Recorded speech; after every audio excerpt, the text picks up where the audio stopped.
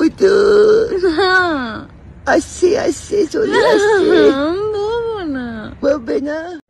গত কয়েকদিন ধরেই আত্মহত্যার চেষ্টার ইস্যুতে খবরের শিরোনামে রয়েছেন জনপ্রিয় অভিনেত্রী তানজিন তিশা। অভিনেতা মুশফিকুর রহমানের সঙ্গে প্রেমের সম্পর্কের জেরেই নাকি আত্মহত্যার চেষ্টা করেছিলেন তিনি, যদিও এই বিষয়টি পুরোপুরি অস্বীকার করেছেন তিশা।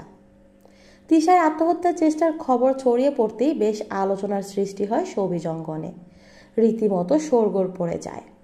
তবে সুস্থ হয়ে বাড়ি ফিরেই ফেসবুকে লাইভে এসে অভিনেত্রী জানান ফুড পয়জনিংয়ে অসুস্থ হয়ে যাওয়ায় হাসপাতালে শরণাপন্ন হন তিনি। এবার সাংবাদিকদের কাছে ক্ষমা চাইলেন তিশা। শনিবার 18 নভেম্বর নিজের ভেরিফাইড ফেসবুকে একটি স্ট্যাটাস দিয়েছেন তিশা। ওই পোস্টেই সাংবাদিকদের কাছে ক্ষমা চান এই অভিনেত্রী, পাশাপাশি গুজবে কান না দেওয়ার অনুরোধও জানান তিনি। বিগত কয়েকদিনের অসুস্থতা এবং আমার পার্সোনাল লাইফ নিয়ে নানান ভিত্তিহীন কথা ও সংবাদ এবং পরিচিত অপরিচিত বিভিন্ন ফোন কলে আমি অনেকটাই মেন্টালি পাজলড ছিলাম। এমন সময়ে একজন সাংবাদিক ভাইয়ের সঙ্গে কথা বলতে গিয়ে আমি নিজের উপর নিয়ন্ত্রণ হারিয়ে উত্তেজিত হয়ে কিছু কথা বলে ফেলি, যা আসলে ইন্টেনশনালি ছিল না। সাংবাদিক ভাইদের উদ্দেশ্যে একটা কথা আমি বলতে চাই, আমার সফলতার একটা অংশ জুড়ে আপনারাও আছেন এবং আপনাদের প্রতি আমার শ্রদ্ধা ও সম্মান সবসময়ই ছিল এবং থাকবে। আমার অনাকাঙ্ক্ষিত কথায় আপনারা কষ্ট পেয়ে থাকলে তা ক্ষমা সুন্দর দৃষ্টিতে দেখবেন।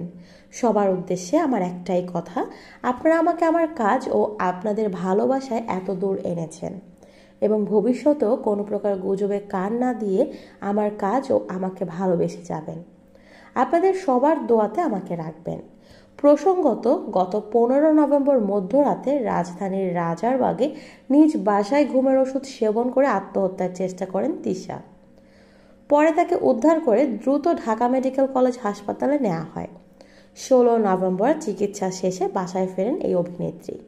বর্তমানে সুস্থ আছেন তিশা, তবে এই ঘটনায় উঠে এসেছে মুশফিক আর ফারহানের নাম।